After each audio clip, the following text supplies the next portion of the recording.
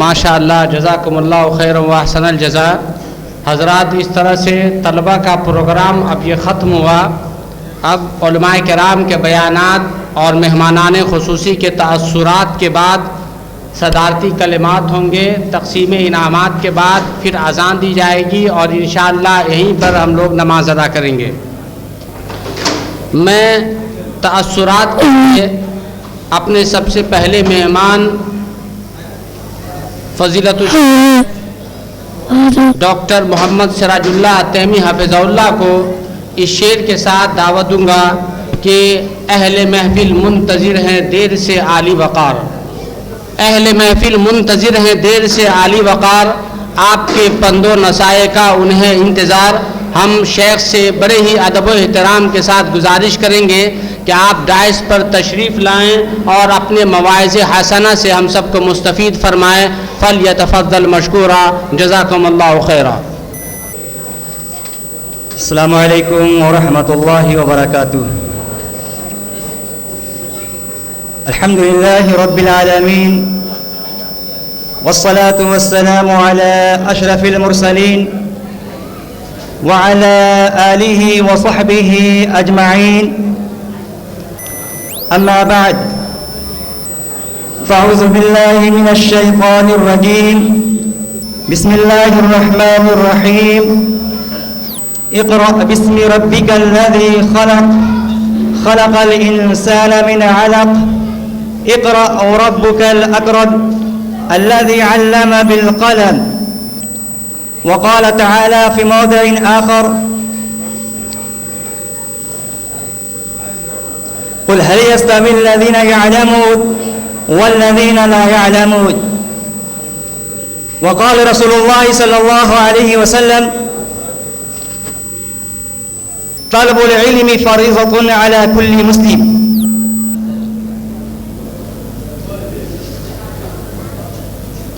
صدر اجلاس و ناظم مدرسہ احمدیہ سلفیہ آرا عزت مآب محترم جناب محمد انور علی آروی صاحب حفظہ اللہ، مساعد ناظم فضیلت مآب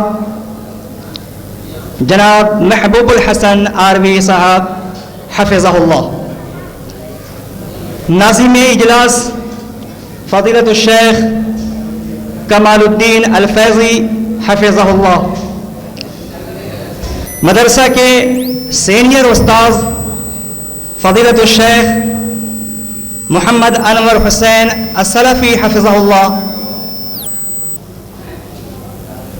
مدیر تعلیم مدرسہ حاضہ فضیلت الشیخ عطا اللہ سنابلی عطا اللہ السلفی صاحب حفظہ اللہ، شعبہ تحفیظ قرآن کریم کے رئیس القرى قاری امتیاز احمد التیمی حفظہ اللہ، اور تمام اساتذہ کرام، اسٹیج پر تشریف فرما معزز مہمانان گرامی، عزت مآب محترم جناب ایس ایم اشرف فرید صاحب، مدیر اعلیٰ مؤخر اخبار روزنامہ قومی تنظیم پٹنہ، صدر اردو ایکشن کمیٹی و صدر دارالعلوم احمدیہ سلفیہ دربھنگا،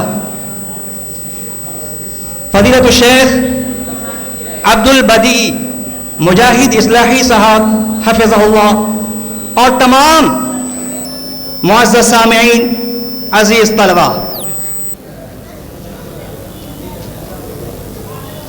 میں اللہ رب العالمین کا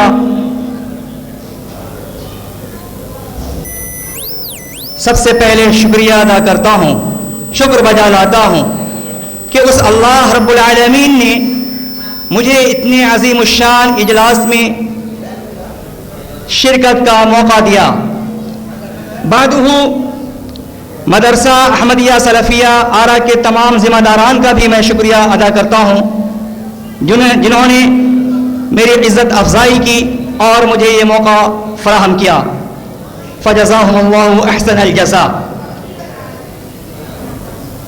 معزز حاضرین، میں چاہوں گا کہ آپ سب ماحول کو سازگار بنائیں اور مجلس کے جو آداب ہیں ان کو ملحوظ رکھیں. چونکہ یہ دینی مجلس ہے، دینی مجلس کے بہت آداب ہیں جن کا ملحوظ رکھنا بہت ضروری ہے. عزیز طلبہ، معزز سامعین، حاضرین، آپ کو یہ جان کر بہت خوشی ہوگی کہ آپ جس مدرسہ میں ابھی تشریف فرما ہیں یہ کوئی آج کا نہیں، تاریخ بتلاتی ہے. آپ جب تواریخ کی کتب کا مطالعہ کریں گے تو آپ کو معلوم ہوگا کہ ہندوستان کے اندر سب سے پہلا مدرسہ جہاں قیام اور طعام کا انتظام کیا گیا تھا وہ یہی مدرسہ ہے، مدرسہ احمدیہ اس کا نام تھا پہلے. آپ کے اس شہر آرا سے، اس شہر آرا میں ایک عظیم المرتبت شخصیت علامہ ابو محمد ابراہیم آروی رحمہ اللہ پیدا ہوئے اور انہوں نے اسی شہر کے اندر مدرسہ احمدیہ کے نام سے ایک مدرسہ کا قیام عمل میں لایا تھا 1880 عیسوی کے اندر. سامعین، آپ کی توجہ میں چاہوں گا، آپ کو یاد ہوگا 1880 کے اندر علامہ حافظ ابو محمد ابراہیم رحمہ اللہ نے ایک مدرسہ کا قیام عمل میں لایا تھا مدرسہ احمدیہ کے نام سے. الحمدللہ وہ مدرسہ آرا شہر کے آپ جیسے جو لوگ مخیر حضرات تھے یا جو دانشوران تھے ان لوگوں کے تعاون سے مدرسہ دن دگنی رات چوگنی ترقی کرتا گیا. آپ کو میں بتلاؤں، تاریخ کے اوراق بتلاتے ہیں، شہادت دیتے ہیں کہ یہ مدرسہ ہندوستان کا پہلا اقامتی مدرسہ تھا اور اس مدرسے کو یونیورسٹی کی حیثیت حاصل تھی. آج آپ جس حالت میں دیکھ رہے ہیں اس سے بھی بہت اچھی حالت میں یہ مدرسہ تھا. اور علامہ سید سلیمان ندوی جو بڑی علمی شخصیت، انہوں نے یہ اعتراف کیا ہے، یہ اقرار کیا ہے کہ مدرسہ احمدیہ سلفیہ کو یونیورسٹی کی حیثیت حاصل. لیکن بدقسمتی سے اس زمانے میں تن کے گورے من کے کالے انگریزوں کی حکومت تھی. ان کی آنکھوں میں یہ مدرسہ کانٹوں کی طرح چبھنے لگا. انہیں لگا کہ اگر یہ مدرسہ جو یونیورسٹی کی حیثیت رکھتا ہے ایسے ہی پروان چڑھتا رہا اور یہاں سے کتاب و سنت کی صدائیں عام ہوتی رہیں، قال اللہ اور قال رسول کی صدائیں عام ہوتی رہیں، مسلمانوں کی اصلاح کا یہ مدرسہ بیڑا اٹھاتا رہا، تو عین ممکن ہے کہ پورے ہندوستان کے اندر مسلمانوں کا ایک بار پھر سے غلبہ ہو جائے، مسلمان حکومت میں آ جائیں اور کہیں ایسا نہ ہو کہ ہر طرف اسلامی حکومت یا مسلمانوں کا دبدبہ ہو جائے. چنانچہ تن کے گوروں نے، من کے کالوں نے سازش کے تحت اس مدرسہ کو تعطل کا شکار بنا دیا. آپ کو معلوم ہونا چاہیے یہ جو آپ کا علاقہ ہے بہت ہی بابرکت علاقہ ہے. اسی علاقے میں مدرسہ احمدیہ تھا جہاں پہ آج ہم سب بیٹھے ہیں. اس مدرسہ میں ہندوستان کے ہی نہیں بلکہ نیپال کے مملکہ سعودیہ عربیہ آج جہاں ہندوستان کے مدارس کے فارغین جانے میں فخر محسوس کرتے ہیں اور وہاں سے فراغت کے بعد اپنے آپ کو مدنی کہلانے میں فخر محسوس کرتے ہیں، کہلانے میں فخر محسوس کرتے ہیں. وہاں کے طلبا اس مدرسے میں آیا کرتے تھے. یہ کتنی احساس کی بات ہے. یقین مانیے میرے دوستو بزرگوں، آپ کے اس شہر میں سعودیہ عربیہ کے طلبا آیا کرتے تھے اور اس مدرسہ میں تعلیم حاصل کرتے تھے. یہ بڑے احساس کی بات ہے. آپ کے شہر آرا میں، بھوجپور میں سعودیہ کے طلبا آئیں، پڑھیں اور اکتساب علم کریں. یقین مانیے آپ کے لیے، ہم سب کے لیے فخر کی بات ہے. اس مدرسہ میں جب یہ مدرسہ یونیورسٹی کی حیثیت رکھتا تھا، آپ کو میں بتلا دوں، تقریباً 1200 طلبا یہاں ہاسٹل میں رہتے تھے. اس مدرسہ کے پاس باضابطہ اپنا ہاسٹل تھا، جس ہاسٹل کے اندر ہندوستان کے طلبا کے علاوہ نیپال، سعودی عربیہ اور دوسرے ممالک کے طلبا 1200 سے زائد تھے. اللہ اکبر. اس زمانے میں، جس زمانے میں علامہ ابو محمد ابراہیم آروی رحمت اللہ علیہ نے اس مدرسہ کو قائم کیا تھا، اس زمانے میں 1200 طلبا کا ایک ساتھ جمع ہونا، یہاں اکٹھا ہونا اور پھر ان طلبا کو حافظ عبداللہ غازی پوری رحمت اللہ علیہ، علامہ عبد الرحمن مبارک پوری رحمت اللہ علیہ اور ان جیسے کئی بڑے بڑے علماء کرام، علامہ عبدالعزیز رحیم آبادی رحمت اللہ علیہ، جن کی کتاب مجھے لگتا ہے جو پرانے لوگ ہیں وہ پڑھتے ہوں گے، سواء الطریق نام کی ایک کتاب ہے. سواء الطریق بہت ہی اہمیت کی حامل کتاب ہے. اصلاحی مسائل، اس شرعی مسائل ہیں آسان زبانوں میں، اور اس کتاب کو پڑھ کر کے بہت ساری خواتین کی اصلاح ہوتی ہے. ہمارے یہاں رائج ہے کہ لوگ اپنی بیٹیوں کی شادیوں میں سواء الطریق تحفے میں دیتے ہیں. جیسے بعض لوگ اپنی بیٹیوں کی شادی میں بہشتی زیور دیتے ہیں، ویسے ہی ہمارے یہاں بہت سارے والدین اپنی بیٹیوں کو شادی میں سواء الطریق دیتے ہیں. وہ کتاب بہت سلیس، بہت آسان زبان میں لکھی ہوئی ہے. تو اس کتاب کے لکھنے والے علامہ عبدالعزیز رحیم آبادی رحمت اللہ علیہ ہیں، جنہوں نے جنگ آزادی میں حصہ لیا. ان کے کارنامے بہت ہیں. ان کے کارناموں کو اگر ذکر کیا جائے تو بڑا لمبا وقت لگ سکتا ہے. اتنی عظیم شخصیت جنہوں نے انگریزوں سے پنجہ آزمائی کی، جنہوں نے انگریزوں کے خلاف جنگ لڑی، جہاد کیا، اتنی عظیم المرتبہ شخصیت آپ کے اس آرا شہر میں رہ کر کے تعلیم کی شمع کو روشن کیے ہوئے تھے. اللہ اکبر. علامہ عبدالعزیز رحیم آبادی میرے دوستو معمولی شخصیت نہیں، آپ کے آرا شہر میں وہ رہتے تھے، علامہ عبدالعزیز رحیم آبادی. اور انگریزوں نے انہیں بھی نہیں بخشا. اس مدرسے کی ذمہ داری علامہ عبدالعزیز رحیم آبادی رحمت اللہ علیہ کے ہاتھوں میں تھی.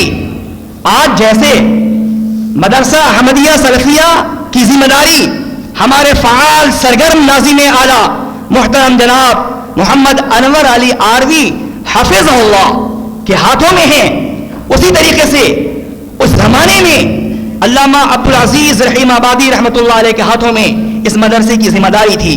انگریزوں کو لگا کہ یہ تو ہمارے خلاف بولتا ہے، یہ ہمارے خلاف فتوے دیتا ہے. علامہ عبدالعزیز رحیم آبادی رحمت اللہ علیہ مفتی بھی تھے، وہ فتوے بھی صادر کیا کرتے تھے.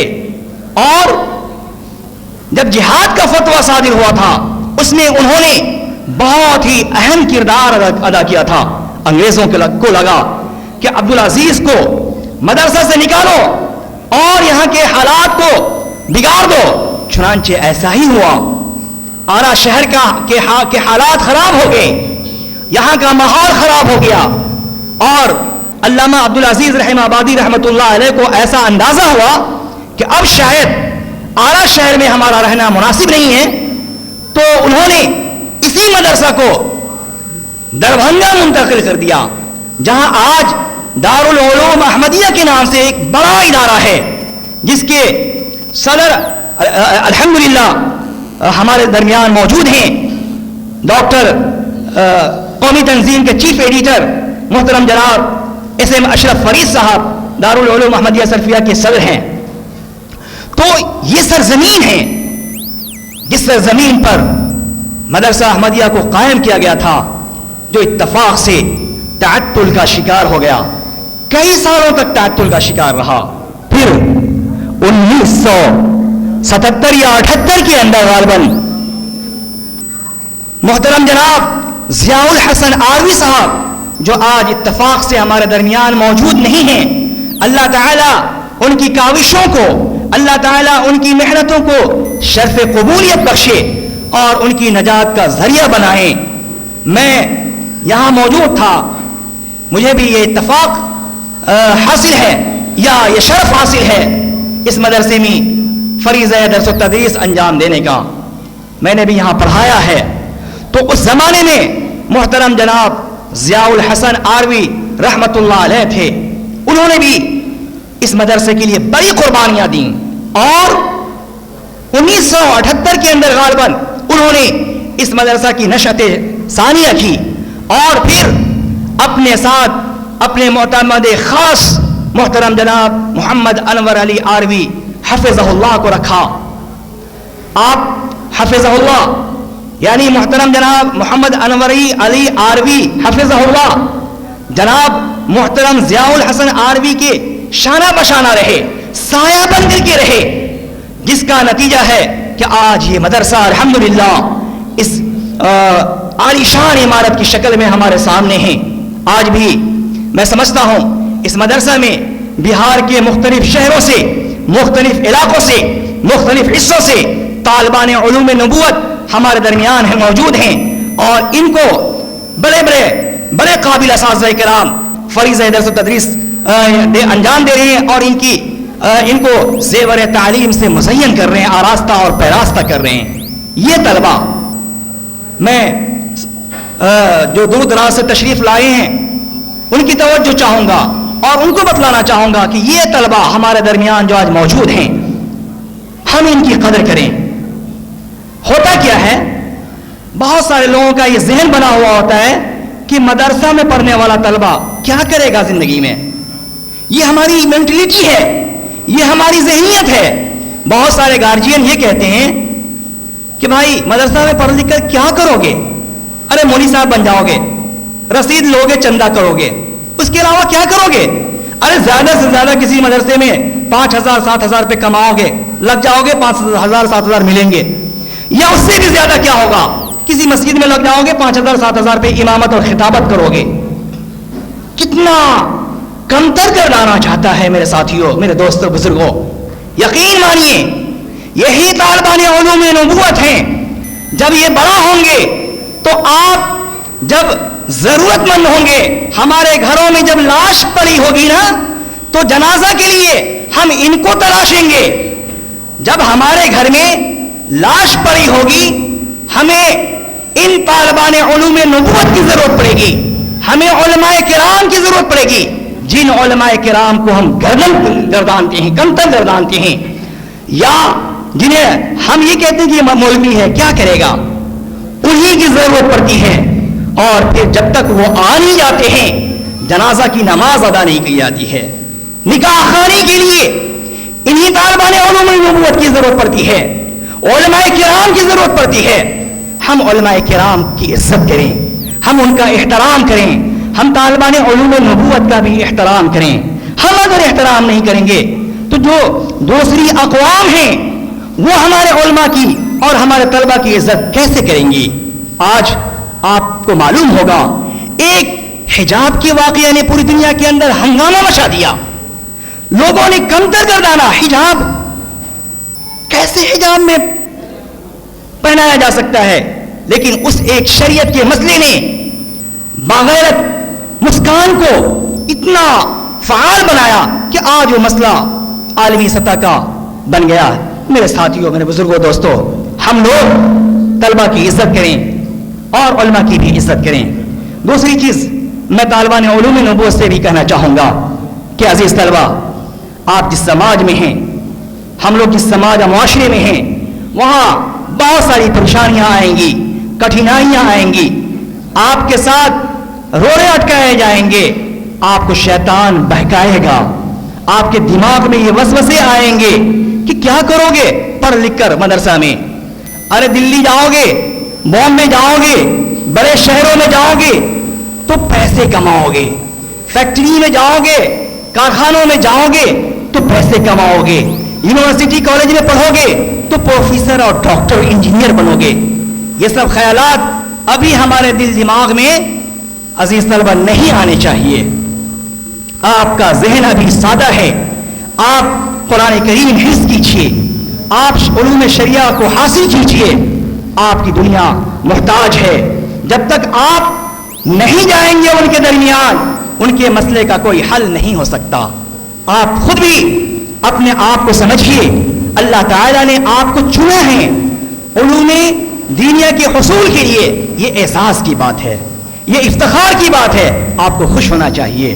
آپ کا جو مقام ہے وہ کسی ڈاکٹر یا انجینئر کا مقام نہیں ہے، آپ کا مقام بہت اونچا، بہت بلند ہے۔ آپ آج طالب علم ہیں، کل علامہ بخاری اور امام ابن تیمیہ بنیں گے، آپ ہی سے بنیں گے۔ آپ حوصلہ بڑھائے رکھیں۔ ایک دو باتیں اور عرض کروں کہ امام غزالی کا نام آپ عزیز طلبہ سے میں کہنا چاہوں گا، آپ نے سنا ہوگا، امام غزالی کا نام سنا ہے نا؟ جی، جب وہ چھوٹے تھے تو ان کے والد صاحب جو تھے انہوں نے تعلیم حاصل نہیں کی تھی۔ امام غزالی کے والد پڑھے لکھے نہیں تھے، ان کی خواہش تھی کہ میں اپنے بیٹے کو تعلیم دوں گا، پڑھاؤں گا، میں نہیں پڑھا تو کیا ہوا، میں اپنے بیٹے کو پڑھاؤں گا۔ اندازہ لگائیے، امام غزالی کے والد غریب تھے، پیسے نہیں تھے، لیکن ان کی خواہش تھی کہ میں اپنے بیٹے کو تعلیم دوں گا۔ آپ گارجین حضرات ہیں، جو گارجین حضرات یہاں تشریف فرمائیں وہ بھی سنیں کہ امام غزالی کے والد کے جیسے آپ گارجین بنیں، امام غزالی کے والد کے جیسے آپ والد بنیں۔ امام غزالی کے والد نے یہ ٹھان لیا کہ مجھے اپنے بیٹے کو پڑھانا ہے، پیسے نہیں ہیں۔ ایک صاحب، ایک ٹیوشن پڑھاتے تھے، ان سے بات کی امام غزالی کے والد نے کہ میں چاہتا ہوں کہ آپ میرے بیٹے کو پڑھا دیں، لیکن فیس کے پیسے دینے کے لیے میرے پاس پیسے نہیں ہیں، میں آپ کو پیسے نہیں دے پاؤں گا، کیا آپ میرے بیٹے کو پڑھا سکتے ہیں؟ اللہ اکبر، ذرا جذبہ دیکھیے امام غزالی کے والد صاحب کا۔ انہوں نے ایک ٹیچر سے اپنے بیٹے کو پڑھانے کے لیے کہا، ٹیچر بھی اچھے تھے، مخلص تھے، انہوں نے کہا کہ میرے پاس فرصت نہیں ہے، میں صبح سے لے کر شام اور رات تک مسلسل ٹیوشن پڑھاتا ہوں، اب جب آپ یہ کہہ رہے ہیں کہ آپ کے بیٹے کو میں پڑھاؤں تو وعدہ کرتا ہوں پڑھا دوں گا، لیکن ایک شرط ہے، شرط یہ ہے کہ جب میں اپنے گھر سے نکلوں گا اور جہاں ٹیوشن پڑھانے جاؤں گا اس کا جو وقفہ ہوگا، جو ٹائم ہوگا نا، اس بیچ میں آپ کا بیٹا میرے پاس آ جائے گا، میں اونٹ سے ٹیوشن پڑھانے جاتا ہوں، یا اس زمانے میں جو سواری تھی گدھا کی اس سے جاتا ہوں، کہا کہ جب میں اپنے گھر سے نکلوں گا تو آپ کا بیٹا میرے ساتھ جائے گا، جہاں مجھے ٹیوشن پڑھانا ہے وہاں تک، پھر میں وہاں ٹیوشن پڑھاؤں گا، پھر وہاں سے جب اپنے گھر آؤں گا تو آپ کا بیٹا میرے ساتھ میرے گھر تک آئے گا، اس بیچ میں آنے اور جانے کے دوران میں آپ کے بیٹے کو پڑھا دوں گا فری میں، مفت میں۔ اللہ اکبر، یہ جذبہ تھا، اور ایسے انہوں نے تعلیم حاصل کی۔ ایسے ہی ایک اور واقعہ، شیخ اکرام الدین صاحب، ایک اور واقعہ بیان کر کے میں ختم کروں گا اپنی بات۔ امام شافعی کا عزیز طلبہ آپ نے نام سنا ہوگا، امام شافعی بہت بڑے، اللہ اکبر، جلیل القدر عالم، وہ بچے تھے، آپ جیسے چھوٹے تھے، ان کے بھی والد کا انتقال ہو چکا تھا، اور ان کی امی کے پاس اتنے پیسے نہیں تھے کہ وہ اپنے بیٹے کو پڑھاتے امام شافعی کو۔ امام شافعی کے والد کا جب انتقال ہو گیا تو ان کی امی اپنے شہر غزہ سے چلی گئی مکہ میں کچھ دنوں رہیں، اور جہاں حفلہ لگتا تھا یا جہاں مکتب ہوتا تھا اپنے بیٹے کو بھیجتی تھیں۔ ان کے بارے میں ایک واقعہ یہ بھی ہے کہ امام مالک رحمۃ اللہ علیہ، بڑا نام ہے امام مالک، وہ درس دیتے تھے مسجد نبوی میں۔ بعد میں امام شافعی کی والدہ مدینہ چلی گئیں، حالات ایسے بنے کہ پہلے مکہ گئیں اپنے بیٹے کو لے کر، پھر مکہ سے مدینہ گئیں۔ مدینہ میں مسجد نبوی کے اندر امام مالک کا درس ہوا کرتا تھا۔ مسجد میں درس کا سلسلہ آج سے نہیں، بہت پرانا ہے۔ امام مالک مسجد نبوی کے اندر درس دیتے تھے۔ روایت لکھتے ہیں لکھنے والے کہ امام شافعی چھوٹے تھے، امام مالک کے درس میں شامل ہونے لگے، بیٹھنے لگے اور ان سے پوچھنے لگے۔ تو امام مالک نے پہلے تو کہا کہ تم کون ہو، نئے بچے کیسے آ گئے؟ انہوں نے کہا کہ میں غریب ہوں، میری ماں کے پاس پیسے نہیں ہیں، میں پڑھنا چاہتا ہوں، مجھے اجازت دیجیے یہاں اس درس میں بیٹھنے کی۔ امام مالک نے اجازت دے دی۔ اس واقعے کے اندر کتنی عبرت ہے ذرا اندازہ لگائیے، اور عزیز طلبہ آپ بھی سنیے۔ امام مالک نے امام شافعی کو اجازت دے دی، پڑھا رہے ہیں امام مالک اور پڑھ رہے ہیں امام شافعی۔ امام شافعی کے پاس کی ماں کے پاس اتنے پیسے نہیں تھے کہ وہ قلم اور کاپی خرید کر اپنے بیٹے کو دیتے۔ اللہ اکبر، ذرا اندازہ لگائیے۔ امام شافعی کی ماں کے پاس اتنے پیسے نہیں تھے کہ وہ قلم کاپی خرید کر دیتی، چنانچہ وہ کرتے کیا تھے، جب امام مالک کچھ پڑھاتے تو امام شافعی اشارے میں ایسے ایسے کرتے لکھتے۔ تو امام مالک نے کہا کہ یہ کیا ایسے کرتے رہتے ہو تم، انگلی کیسے ایسے کرتے رہتے ہو؟ تو امام شافعی نے کہا کہ میرے پاس پیسے نہیں ہے، قلم نہیں ہے، کاپی نہیں ہے، میں ایسے کرتا ہوں تو آپ کی ساری باتیں مجھے یاد ہو جاتی ہیں۔ امام مالک کو بہت تعجب ہوا، ایسی بات ہے؟ کہا اچھا ایسا کرو، آج جو میں نے درس دیا ہے تم سنا دو۔ امام شافعی نے اسی وقت پورا درس سنا دیا، پیچھے کا بھی درس سنا دیا، ایک دن دو دن پیچھے کا بھی، کہ آپ نے یہ فرمایا یہ فرمایا یہ فرمایا۔ امام مالک رحمۃ اللہ علیہ بہت زیادہ خوش ہوئے اور پھر مسلسل ان کو اپنے درس میں بیٹھنے کی اجازت دے دی۔ عزیز طلبہ، ہم لوگ بھی اس طرح سے محنت کریں، پڑھیں لکھیں، اور گارجین حضرات بھی اپنے بچوں کو پڑھائیں۔ مجھے خوشی ہوئی اس اجلاس میں شرکت کر کے۔ میں ایک بار پھر محترم جناب محمد انور علی عربی صاحب، ناظم اعلیٰ مدرسہ احمدیہ سلفیہ، اور تمام ذمہ داران کا، اساتذہ کرام کا، تمام معزز مہمانان کا شکریہ ادا کرتا ہوں اور دعا کرتا ہوں الہ العالمین یہ مدرسہ ایک بار پھر ترقی کی راہ پر گامزن ہو، اور اس کا شاندار جو ماضی ہے وہ واپس ہو جائے۔ اقول قولی ھذا واستغفر اللہ لی ولکم ولسائر المسلمین، والسلام علیکم ورحمۃ اللہ وبرکاتہ۔